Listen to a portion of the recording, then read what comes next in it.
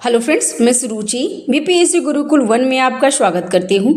Friends, आज हम देखेंगे सितंबर महीने का करंट अफेयर देखेंगे जो मेक आईएएस का है। ये काफ़ी इंपॉर्टेंट है फ्रेंड्स पीडीएफ ये, क्योंकि जब मैं पर्सनली इसको पढ़ रही थी ना तो मुझे बहुत अच्छा लगा। जैसे एग्जाम में भी अगर आप मॉक टेस्ट दे रहे होंगे ना तो जिस टाइप से एग्जाम में पूछ रहा है ना उसी तरीके से इसमें क्वेश्चन एमसीक्यू बेस पे है, तो ये काफ़ी अच्छा हमें लगा और आपको भी ये चीज़ ज़रूर सुनना चाहिए। ठीक है, एग्जाम की प्रिपरेशन अगर आप कर रहे हैं तो ठीक है। तो हम लोग ने इसमें 50 100 मतलब मोस्ट 50 क्वेश्चन हम लोग कर लिए थे और 50 क्वेश्चन इस वीडियो में कर लेते हैं। ठीक है, और चैनल पे अगर नए हैं तो चैनल को सब्सक्राइब कर लीजिएगा, बेल आइकन जरूर दबा दीजिए फ्रेंड्स, ताकि जो भी मैं वीडियो डालूं सबसे पहले आपको नोटिफिकेशन मिल सके। ठीक है, और हमारे चैनल पे आपको बहुत कुछ मिल जाएगा फ्रेंड्स, जिसमें आपको टेस्ट सीरीज भी मिल जाएगा और टेस्ट सीरीज के साथ साथ current affair and Bihar special के लिए बहुत कुछ है, तो आप जाके प्ले लिस्ट में जरूर विजिट करेंगे। तो चलिए स्टार्ट करते हैं क्वेश्चन नंबर 51 से। ठीक है, तो पहला क्वेश्चन है क्या कि हाल ही में अगस्त 2024 केंद्रीय मंत्रिमंडल ने किस मंत्रालय द्वारा प्रस्तावित अच्छा पौधा कार्यक्रम स्वच्छ पौधा कार्यक्रम सीपीपी को मंजूरी दिया है? तो किसने दिया है फ्रेंड्स? तो इसका आंसर हो जाएगा ए। किसने? कृषि और किसान कल्याण मंत्री ने। ठीक है, और देख लीजिए यहाँ पे इसका एक्सप्लेनेशन दिया हुआ है। तो हाल ही में अगस्त 2024 को केंद्रीय मंत्रिमंडल ने कृषि और किसान कल्याण मंत्रालय द्वारा प्रस्तावित स्वच्छ पौधा कार्यक्रम सीपीपी को मंजूरी दे दिया है और 1765 करोड़ रुपए से अधिक निवेश के साथ ये पहल देश में बागवानी क्षेत्र के लिए अग्रणी पहल है। यह कार्यक्रम राष्ट्रीय बागवानी बोर्ड द्वारा भारतीय कृषि अनुसंधान परिषद ICAR के सहयोग से क्रियान्वित होगा। ठीक है, ध्यान रखेंगे। नेक्स्ट, हाल ही में भारत ने किस देश के साथ उदार शक्ति 2024 का अभ्यास संपन्न किया है? तो यहाँ पे उदार शक्ति से ध्यान रखिएगा फ्रेंड्स, इंपॉर्टेंट है, क्योंकि कोई भी देश के साथ अगर होता है ना अभ्यास होता है तो ये क्वेश्चन पूछ लेता है। तो उदार शक्ति किसके साथ हुआ है? तो ये मलेशिया के साथ हुआ है फ्रेंड्स, ध्यान रखेंगे। तो भारतीय वायुसेना, ध्यान रखिए, भारतीय वायुसेना की टीम ने मलेशिया के कुआंतान में उदार शक्ति 2024 अभ्यास किया है। तो ये भी ध्यान रखिएगा कि जो उदार शक्ति हुआ है ये कहाँ हुआ है? तो ये मलेशिया में हुआ है। ठीक है, और इसमें तारीख तो उतना इम्पोर्टेंट नहीं है। ठीक है, और ये वायुसेना अभ्यास मलेशिया की रॉयल वायुसेना सहयोग से आयोजित किया गया था। ठीक है, बस इतना याद रखिए कि उदार शक्ति कहाँ हुआ है? तो इस बार मलेशिया में हुआ और इंडिया और मलेशिया का है अभ्यास। नेक्स्ट, हाल ही में चर्चा में रहा मुनाल उपग्रह किस देश का है? ये मुनाल उपग्रह किस देश का है? तो उपग्रह के बारे में पूछ रहा है, ये भी क्वेश्चन पूछता है फ्रेंड्स, तो इसका आंसर हो जाएगा नेपाल। नेपाल ने मुनाल उपग्रह का प्रक्षेपण के लिए अनुदान सहायता के लिए भारत के विदेश मंत्रालय न्यू स्पेस इंडिया लिमिटेड के बीच समझौता ज्ञापन पर हस्ताक्षर किया गया है और यह उपग्रह पृथ्वी की सतह पर वनस्पति घनत्व का डेटाबेस बनाएगा। तो ये इंपॉर्टेंट है फ्रेंड्स कि ये उपग्रह जो है मुनाल उपग्रह जो क्या है, तो ये क्या करेगा? तो वनस्पति घनत्व का डेटाबेस तैयार करेगा जो पृथ्वी की सतह पे है। ठीक है, मुनाल उपग्रह देश नेपाल में Nepal academy of science and technology NAST के तत्वाधान में विकास किया गया और यह क्या है? तो यह स्वदेशी सैटेलाइट है, ध्यान रखेंगे फ्रेंड्स। नेक्स्ट है भारतीय दल ने ब्राजील में खगोल विज्ञान और खगोल भौतिक पर 17वें अंतर्राष्ट्रीय ओलंपियाड में कुल कितने पदक जीते हैं? तो ये कौन सा? तो 17वें अंतर्राष्ट्रीय ओलंपियाड है। तो कितने सब पदक जीते हैं भारतीय जो ब्राजील में हो रहा था? तो इसका आंसर हो जाएगा ए, 5 पदक जीते हैं फ्रेंड्स। खगोलीय विज्ञान और खगोल भौतिक पर 17वां अंतर्राष्ट्रीय ओलंपियाड में 5 विद्यार्थियों ने भारतीय दल ने ब्राजील में खगोल विज्ञान और खगोल भौतिक पर 17वें अंतर्राष्ट्रीय ओलंपियाड में 1 स्वर्ण 4 रजत पदक जीते हैं। ठीक, बस इतना ही काफ़ी है उसका लिए। और अगर आपको और कुछ, हाँ, ये पदक तालिका याद रखिए कि भारत का पदक तालिका में कितना स्थान है? तो ये 8वां स्थान है। अगले वर्ष अगस्त में मुंबई में अगले अंतर्राष्ट्रीय ओलंपियाड मेजबानी होगी। तो ये काफ़ी इंपॉर्टेंट है कि अंतर्राष्ट्रीय ओलंपियाड की मेजबानी अगले वर्ष कहाँ होगी? 2025 में। तो ये मुंबई में होने वाली है। नेक्स्ट है, हाल ही में चर्चा में रहा गुरु घासीदास तिमोर पिंगला टाइगर रिजर्व के संदर्भ में निम्नलिखित कथनों पर विचार करना है। पहला है सही कथन पूछ रहा, तो यह मध्य प्रदेश, छत्तीसगढ़ और उड़ीसा के राज्य में विस्तृत है। तो यह क्या है? तो यह गुरु घासीदास, तो ये फ्रेंड्स उड़ीसा में है ये, और वर्तमान में यह देश का सबसे बड़ा टाइगर रिजर्व है। तो यहाँ पे सही कथन पूछ रहा, तो इसका आंसर हो जाएगा बी, ना तो ए और ना ही दो। अब देख लेते हैं इसमें डिटेल्स में क्या है। तो गुरु घासीदास तिमोर पिंगले टाइगर रिजर्व हाल ही के वर्षों में वर्षा की जो बाघों की है ना, तो टाइगर रिजर्व है तो डेफिनेटली उसमें बाघ होगी।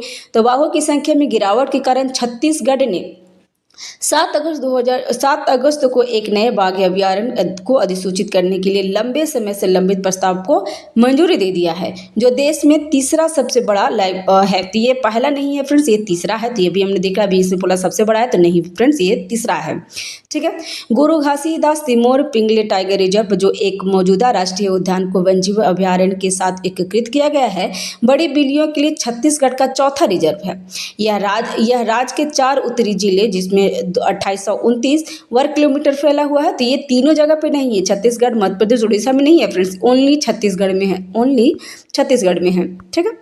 आंध्र प्रदेश का नागार्जुन सागर श्रीशैलम टाइगर रिजर्व, जो 3296.31 वर्ग किलोमीटर के साथ देश का सबसे बड़ा टाइगर रिजर्व है। तो क्वेश्चन अगर पूछ देता है कि देश का सबसे बड़ा टाइगर रिजर्व कौन है, तो श्रीशैलम टाइगर रिजर्व है फ्रेंड्स, ध्यान रखिएगा। जो कहाँ पे है, तो ये आंध्र प्रदेश में है। ठीक है। वहीं असम का मानस टाइगर रिजर्व कितना है, तो ये देश में दूसरा बड़ा टाइगर रिजर्व है, ध्यान रखेंगे। तीसरा कौन हो गया, तो गुरु घासीदास। नेक्स्ट है पेरिस ओलंपिक 2024 में भारत के 6 पदकों के साथ पदक तालिका में 48 स्थान है। तो ये बिल्कुल गलत है, ये बिल्कुल गलत है फ्रेंड्स, ध्यान रखिएगा। और पेरिस ओलंपिक 2024 में संयुक्त राज्य अमेरिका 40 स्वर्ण 126 कुल 126 पद के साथ शीर्ष पे रहा है। तो ये दूसरा ना सत्य है और पहला गलत है, ध्यान रखेंगे फ्रेंड्स। इसका आंसर क्या होगा, इसका आंसर यहाँ पे डी हो जाएगा। क्या है यहाँ पे, तो भारत पेरिस ओलंपिक के बारे में जान लेंगे, क्योंकि अगर ओलंपिक से क्वेश्चन आएगा ना, तो इसमें से जरूर पूछ देगा फ्रेंड्स। अब आपको बता दूं फ्रेंड्स कि जो टोक्यो ओलंपिक हुआ था ना, तो हर एग्जाम में आता था, क्योंकि ये 4 साल के बाद होता है। तो पेरिस ओलंपिक 2024 में 6 पदकों के साथ पदक तालिका में 71 स्थान है भारत का, ना कि 48 है, ध्यान रखेंगे। और यह भारतीय खिलाड़ी में 1 रजत और 5 कांस्य पदक, मतलब टोटल 6 हो गया। स्वर्ण पदक इस बार आया ही नहीं है भारत में, ध्यान रखिएगा। और 2020 में टोक्यो ओलंपिक में भारत का पदक तालिका में 48 स्थान था, और उसने 1 स्वर्ण, 2 रजत और 4 कांस्य पदक, टोटल 7 पदक जीते थे। ठीक है। इस बार अमेरिका फर्स्ट पे है, क्योंकि अमेरिका में 40 स्वर्ण पदक और टोटल कितना, तो टोटल 126 पदक के साथ शीर्ष पे रहा है। चीन सेकंड नंबर पे है। ठीक है, चीन सेकेंड नंबर पे है। और थर्ड नंबर पे कौन है, तो थर्ड नंबर पे जापान है, ध्यान रखिएगा। और अब 2028 में ओलंपिक खेलों का आयोजन अमेरिका के लॉस एंजल्स में होगा। ये भी काफ़ी इंपॉर्टेंट है, ध्यान रखिएगा। ओलंपिक अभी कहाँ होगा, आपके अगले वर्ष, मतलब 2028 में अगले बार कहाँ होगा, तो ये होगा अमेरिका के लॉस एंजल में। और 1932 में और 1984 में के बाद तीसरी बार लॉस एंजल ओलंपिक खेलों की मेजबानी करेगा। तो ये तीसरी बार लॉस एंजल्स करेगा, फिर से भी ध्यान रख सकते हैं, हो सकता है कोई कथन कार्य में पूछ ले। नेक्स्ट, हाल ही में नटवर सिंह का निधन हो गया। उनके संदर्भ में निम्नलिखित कथनों पर विचार करना है। उन्होंने लिखा है कि पहला क्या है, तो उन्होंने डॉक्टर मनमोहन सिंह के नेतृत्व वाली संघ सरकार में विदेश मंत्री के रूप में कार्य किए थे। तो ये तो बिल्कुल सही है फ्रेंड्स। और उनके द्वारा one life is not enough in autography पुस्तक लिखी गई है। तो ये भी बिल्कुल सही है, ध्यान रखिएगा। तो इसका आंसर हो जाएगा डी। पूर्व विदेश मंत्री नटवर सिंह का हरियाणा के गुरुग्राम में लंबी बीमारी के कारण निधन हो गया और 93 वर्ष के थे। और 1984 से 1984 में पद्म भूषण से सम्मानित किया गया था उनको। नटवर सिंह मई 2024 से दिसंबर 2004 से दिसंबर 2005 तक डॉक्टर मनमोहन सिंह के नेतृत्व में सप्रसंग राज्य सरकार में विदेश मंत्री के रूप में कार्य किए थे।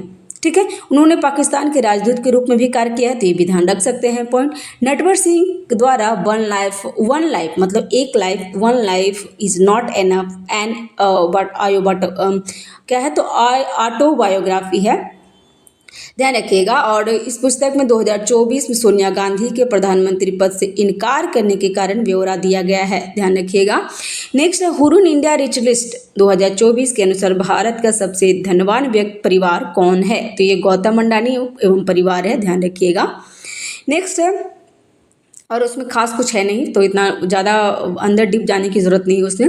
नेक्स्ट है वार्षिक सी मैचल यात्रा वार्षिक श्री मैचल यात्रा 2024 कहाँ आयोजित की गई है? तो इसका आंसर हो जाएगा किश्तवाड़ में। जम्मू कश्मीर के किश्तवाड़ जिले में श्री मैचल यात्रा 2024 की भारी भीड़ देखी गई है और इस वर्ष तक यह 1 लाख से अधिक तीर्थयात्री इस में भाग ले चुके हैं। तो ये ध्यान रखिएगा फ्रेंड्स, क्योंकि अभी कश्मीर में इलेक्शन भी हुआ है, तो अभी थोड़ा ध्यान रखिएगा। कश्मीर को यूटी बना दिया गया था, तो ये सब क्वेश्चन थोड़े से हाईलाइट हो जाते हैं और 370 आर्टिकल्स हट गए हैं ना, तो थोड़ी सी हाईलाइट रहते हैं, तो ये सब क्वेश्चन पूछ सकता है, तो मैं भी ध्यान रख लीजिएगा, ठीक है। और कुछ खास नहीं है उसमें। नेक्स्ट है हाल ही में किस राज्य ने भारत की पहली 24 घंटे अनाज देने वाली machine Annapurti grain ATM rice ATM launch किया है? तो ये आप बहुत पहले से ये न्यूज़ है, तो ध्यान रखिएगा, आपको याद ही होगा। तो ये उड़ीसा में किया है फ्रेंड्स, ध्यान रखिएगा। उड़ीसा ने भारत की पहली 24 घंटे अनाज देने वाली machine Annapurti grain ATM launch किया है, जिसे राशन कार्ड धारकों के लिए सार्वजनिक वितरण प्रणाली को बदलने के लिए डिजाइन किया गया है। इसे राइस एटीएम के नाम दिया गया है, ठीक है। नेक्स्ट है मिलियन डिजाइनर बिलियन ड्रीम्स पहल के संदर्भ में निम्नलिखित कदमों पर विचार कीजिए। और पहला क्या है इसमें पूछ रहा है, तो पहला है हाल ही में इसे वाणिज्य एवं उद्योग मंत्रालय सरकार द्वारा शुरू किया गया है। और दूसरा यह एक अभिनव कार्यक्रम है जिसका उद्देश्य व्यक्तियों को सिस्टम डिजाइन कौशल सिखाकर उन्हें सशक्त बनाना है। तो इसका ऑप्शन क्या होगा? ऑप्शन होगा, इसका आंसर हो जाएगा सी। मतलब दूसरा तो सही है, पहला गलत है। अभी देख लेते हैं क्या है।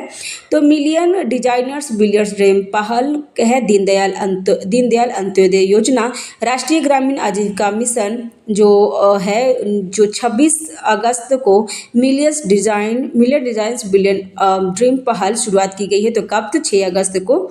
और इस अभियान कार्यक्रम का उद्देश्य जटिल सामाजिक चुनौतियों से निपटने के लिए सिस्टम डिजाइन की जानकारी के साथ भारत भर के व्यक्तियों को सशक्त बनाना है। DAYNRLM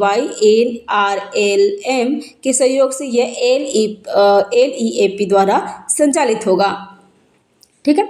नेक्स्ट आदर्श सौर ग्राम योजना के संदर्भ में निम्नलिखित कदमों पर विचार कीजिए। इसमें आदर्श सौर ग्राम योजना, ध्यान रखिएगा फ्रेंड्स, ये इंपॉर्टेंट हो जाएगा क्योंकि योजना से भी क्वेश्चन पूछता है और ये आपको मेंस में भी पूछ देते हैं कभी कभी। मेंस में अगर बिहार से योजना कोई रिलेटेड रहता है ना, तो मेंस में BPSC भी पूछता है, क्योंकि मैं भी जब मैं मेंस लिख रही थी ना, तो उसमें योजना बहुत सारे हम लोगों ने पुट किया था। तो याद ये है, आदर्श सौर ग्राम योजना संदर्भ में निम्नलिखित कदमों पर विचार कीजिए। इसमें क्या है? तो यह PM सूर्य घर मुक्ति बिजली योजना का एक घटक है, ठीक है। और यह इस योजना के अंतर्गत देश भर में प्रत्येक जिले में एक आदर्श सौर ग्राम बनाने पर बल देगा।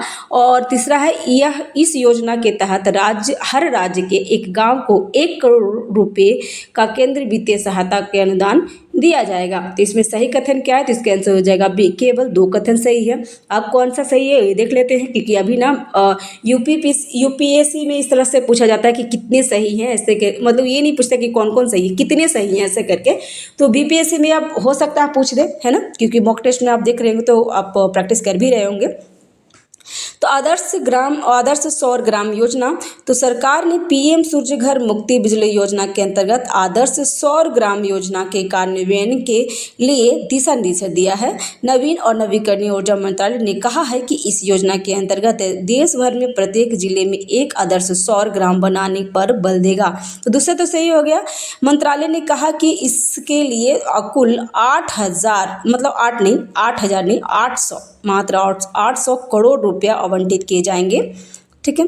और मंत्रालय ने कहा कि प्रत्येक जिले के सबसे अधिक नवीकरणीय ऊर्जा क्षमता वाले विजेता गांव को 1 करोड़ रुपए का केंद्रीय वित्तीय सहयोग अनुदान दिया जाएगा। तो ठीक है, ध्यान रखेंगे।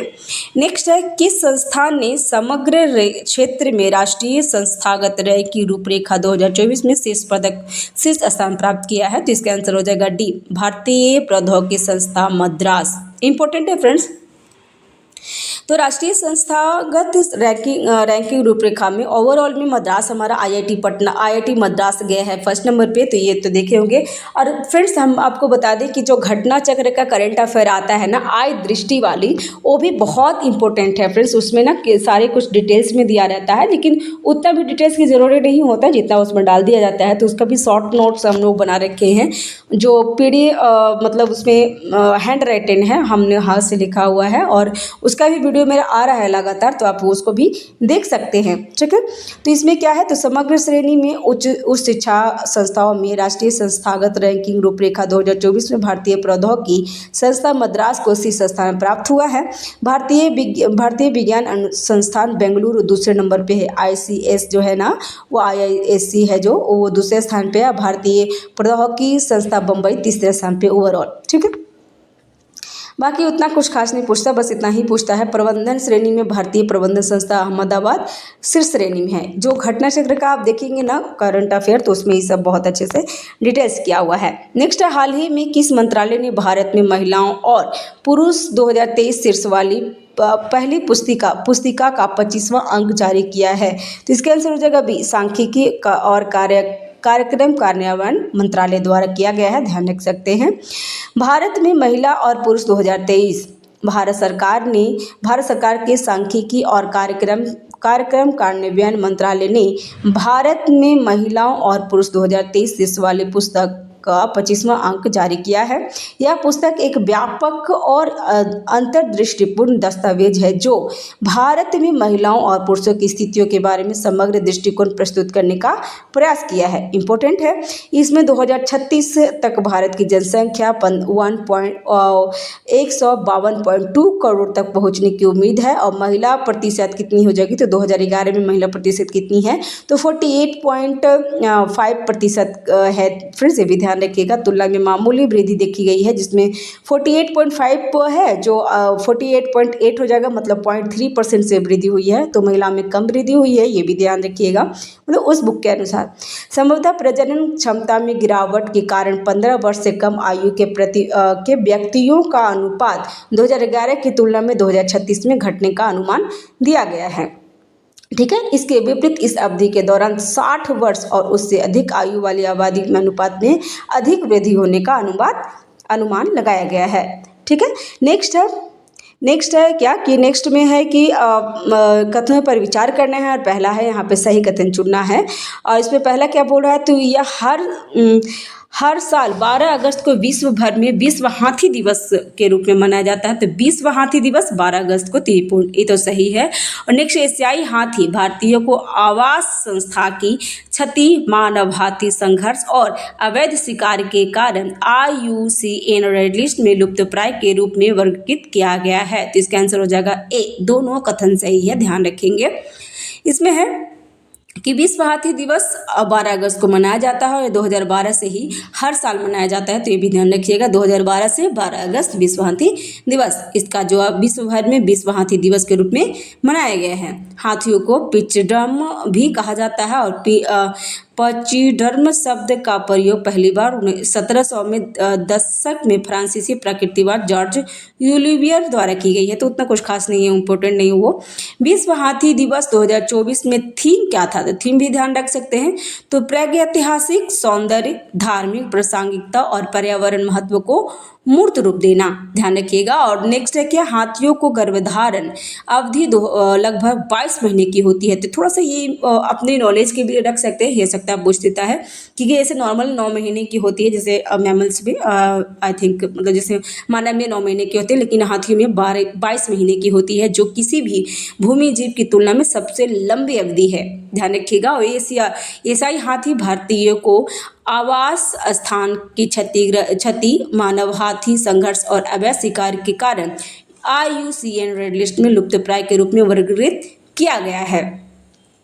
नेक्स्ट है, हर वर्ष किस तिथि को अंतर्राष्ट्रीय युवा दिवस मनाया जाता है? तो यहाँ पे अंतर्राष्ट्रीय युवा दिवस बोल रहा है फ्रेंड्स, तो ये थोड़ा ध्यान रखिएगा क्योंकि हमारे युवा दिवस तो 12 जनवरी को मनाया जाता है और अंतर्राष्ट्रीय युवा दिवस कब मनाया जाता है? तो ये 12 अगस्त को मनाया जाता है। तो ध्यान रखिएगा, अंतर्राष्ट्रीय युवा दिवस 12 अगस्त को मनाया जाता है। यह दिवस पहली बार 12 अगस्त 2000 को मनाया गया था और संयुक्त राष्ट्र महासभा ने इन्हें 17 दिसंबर 1999 को इस दिन को मनाने का प्रस्ताव पारित किया था। 1985 में अंतर्राष्ट्रीय युवा वर्ष के रूप में घोषित किया गया है। तो ये थोड़ा सा एक्स्ट्रा न्यूज है, ध्यान रखेंगे। और इसमें क्या है कि 1995 युवाओं के लिए विश्व कार्यक्रम ये था 1995 में। 2024 में अंतर्राष्ट्रीय युवा दिवस का विषय क्या था? तो 2024 वाला ध्यान रखिएगा, ठीक है। इसमें क्लिक से प्रगति तक सतत विकास के लिए युवा डिजिटल मार्ग, ध्यान रखिएगा। नेक्स्ट, हाल ही में भारतीय सेना ने किस देश के साथ वार्षिक द्विपक्षीय मित्र शक्ति सैन्य अभ्यास, कौन सा मित्र शक्ति सैन्य अभ्यास का 10वां संस्करण संपन्न किया है? तो किसके साथ में होता है? तो मित्र शक्ति जैसे ही बोलेगा ना तो श्रीलंका के साथ में होता है, अपने ध्यान रखिएगा। तो भारतीय सेना और श्रीलंकाई सेना के बीच भारतीय वार्षिक द्विपक्षीय मित्र शक्ति सैन्य अभ्यास का 10वां संस्करण है। ये भी ध्यान रखिएगा कैसा कौन संस्करण है? तो 10वां है। 12 अगस्त 2024 को श्रीलंकाई सेना प्रशिक्षण स्कूल मदुराओआ में शुरू किया गया है। तो पहले ध्यान रखिए कि जो मित्र शक्ति हुआ है ना, ये श्रीलंका में हुआ है, ठीक है। और यह अभ्यास 2012 में शुरू किया गया था और यह वैकल्पिक रूप में भारत और श्रीलंका को में आयोजित होता है। ध्यान रखिएगा, पहले श्रीलंका फिर भारत, श्रीलंका भारत ऐसे करके होता है। नेक्स्ट, हाल ही में अगस्त 2024 को विश्व स्वास्थ्य संगठन ने किस देश के धूलिलेखन नगर पालिका को संबंधित देश का पहला स्वस्थ शहर एवं और एशिया का दूसरा स्वस्थ शहर घोषित किया गया है? तो कहाँ है ये? तो सी इसका नेपाल, ध्यान रखिएगा। ये जो धूलिलेखन नगर है ना, नगर पालिका है, ये नेपाल में है और उसको क्या कहा है? तो ये एशिया का, हाल ही में अगस्त 2024 में विश्व स्वास्थ्य संगठन WHO ने कावरेपालनोचक जिले में धूलिलेख नगर पालिका को नेपाल का पहला और स्वस्थ शहर घोषित किया गया और एशिया का दूसरा सबसे स्वच्छ शहर घोषित किया गया है। तो ध्यान रख सकते हैं। नेक्स्ट, हाल ही में सीमा सड़क संगठन ब्रो ने किस राज्य में इंद्रानी पुल का पुनर्निर्माण सफलतापूर्वक संपन्न किया है? तो इसका आंसर क्या होगा? इसका आंसर हो जाएगा ए, सिक्किम में। तो सीमा सड़क संगठन जो ब्रो है ना, ने सिक्किम में इंद्रानी पुल का निर्माण सफलतापूर्वक संपन्न किया है। तो कभी कभी ये क्वेश्चन में आ जाएगा एग्जाम में कि इंद्रानी पुल कहाँ है? तो ये सिक्किम में है और अभी उसका संपन्न हुआ है। तो यह क्या है? तो अक्टूबर 2023 में अचानक बाढ़ आ गई थी, बाढ़ से क्षतिग्रस्त हो गया था और प्रोजेक्ट स्वास्तिक के तहत 764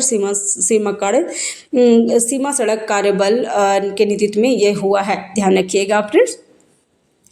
और नेक्स्ट है 17वां क्वेश्चन करने के बाद नेक्स्ट वीडियो में करेंगे फ्रेंड्स।